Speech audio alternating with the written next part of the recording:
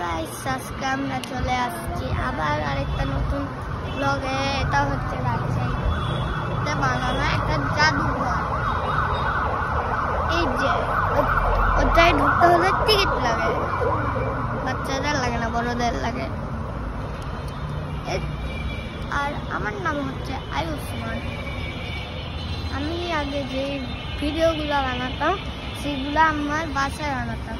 আর আজকে আসছে আমরা জাদুঘর, যে কোনো দিনই জাদুঘরগুলো পাইনি, তাই আজকে একদিন পাইছি। আজকে অনেক মূর্তি দেখছি।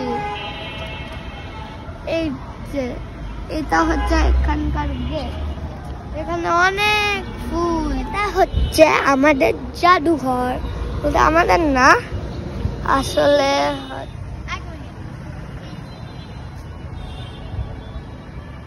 মুখটা যাবে, একটা সাবস্ক্রাইব তো করেই দেওয়া যায়, তাই না?